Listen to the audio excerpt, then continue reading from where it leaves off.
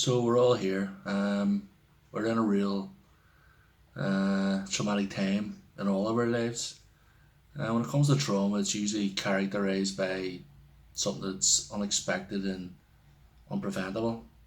At the moment, there's a real sense of fear and loss in all our fellow human beings. It's palpable. Um, and unfortunately, many of us will probably lose and will know someone we love. Um, we'll all hear the stories of the loss and the trauma that people will feel and will be affected in one way or another. Now, we all react differently to trauma. Um, However, there are similarities in how we as human beings react, and these are known as fight, flight, freeze, and flap. At the minute, I can see a lot of freezing and flapping around. Um, it's probably the most effective one, is we have no real control over this pandemic. We can't stand and fight, and we can't run away from it either. So we tend to flop, and this can probably be seen in how a lot of us are feeling at the minute. Just this sort of feeling of exhaustion.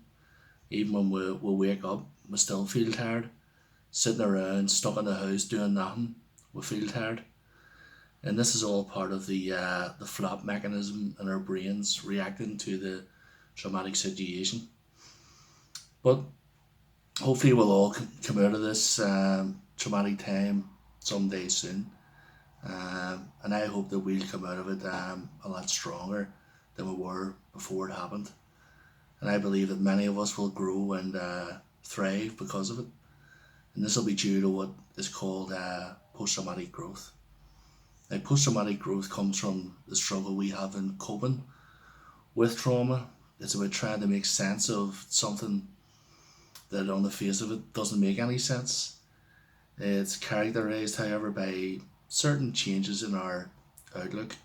For example, we can experience a greater appreciation of life and a changed sense of priorities. Maybe experience some warmer, more intimate relationships with others. Hopefully, have a greater sense of personal strength.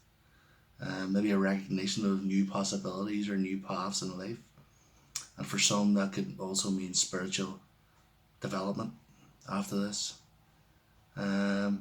Post traumatic growth itself is it's enabled by a number of support structures that we can put in place to help those who've been traumatized. For me, the main things are social support, empathy from good listeners, and most important, kindness. And for me, these are the things that laid the foundation of my own journey to post traumatic growth over this past 25 years from when I was first injured. Um, I had the support of the nurses and the doctors when I woke up in hospital. I had my family and my friends there. I had the support of the local community. And I had the support of many people in the whole of society as well. Later on, I had the opportunity to talk about my trauma through WAVE as a citizen educator.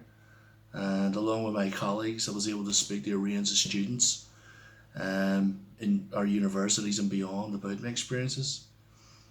And for me, their empathy and their ability to be good listeners was another building block of my journey.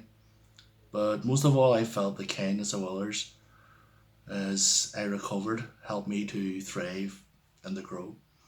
Now, this happened to me, and I believe that it could happen to many more of us as we recover from this traumatic time in our lives. And I think already we're seeing across society the seeds of a better society being planted in the middle of this epidemic. We're seeing people in the grassroots coming together to help each other on a daily basis. We're seeing people looking out for each other in ways that we've never seen before. And we're listening to the stories of loss on TV and wherever else in media, social media. And we can learn to empathize with them and understand what they're going through.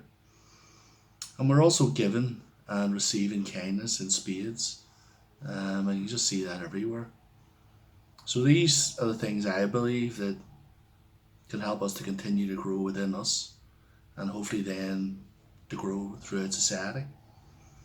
Um, And we just have to tend to this growth and to nurture it. So I'm ready to help. Are you?